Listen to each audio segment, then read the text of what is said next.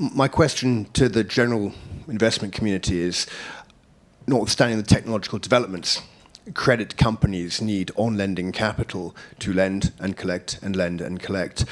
What moves do you detect to support local businesses lend in local currencies, which is a big challenge for any entrepreneur and any enterprise, where that exposure tends to sit at the delivery phase rather than with the investor? You're talking about FX exposure? Yeah, absolutely right. Yeah. So how are you going to help me lend in Kenyan shillings when you want return on US dollars? Okay. Anyone want to take that? We have a number of LPs and limited partners in our fund that are trying to address that, but there's no easy answer to that. We have companies in our investment portfolio that have a combination of local currency and foreign currency hedged investors.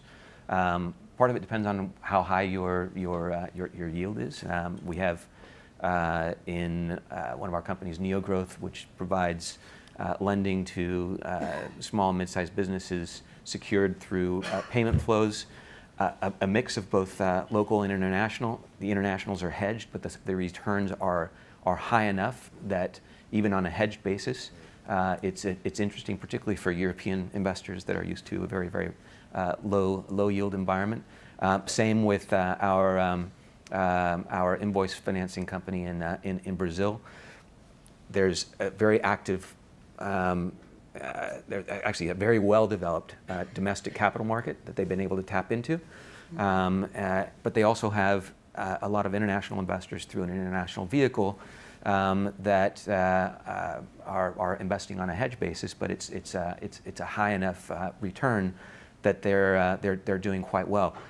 But there's a lot of discussion happening right now as alternative lending develops in emerging markets. And by the way, I think we're still at the very, very early stages of what I think is going to be a real revolution of alternative lending outside of the banking system in emerging markets. That's where I think there's just a massive opportunity, because the banks simply don't have the cost structure to serve the lower segment, both on the consumer side and the business side. So there's a lot of discussion happening today amongst lenders. I haven't honestly come up with, I don't think we've yet come up with a structure, but a number of our LPs are looking at ways to band together, to pool their resources and provide a facility that would be available to a lot of these emerging lenders in emerging markets. So I expect that we're going to see some interesting things coming out of this, but we're also seeing appetite from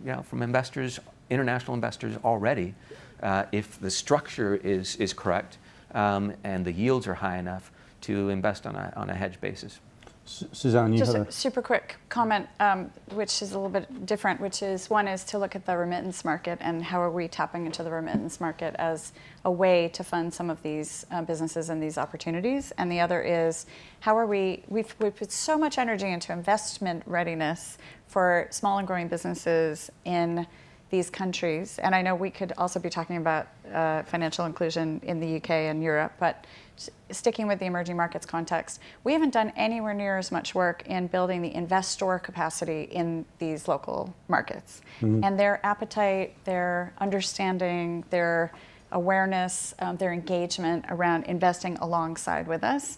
And I think I'm seeing that in the projects that I'm working on, where we need to uncover the local capital. Mm-hmm. In some cases it's there, it's just sitting, it's sitting on the sidelines, or it's investing in other things. And so how do we take the money that's in Achama and move it in this direction? How do we take the money that is going in from people that are creating wealth in Africa, that are sitting there, who are not participating? And so I think that's the other piece of the puzzle. We can think about what do we need to do from here and in the US, but what do we need to do in Kenya?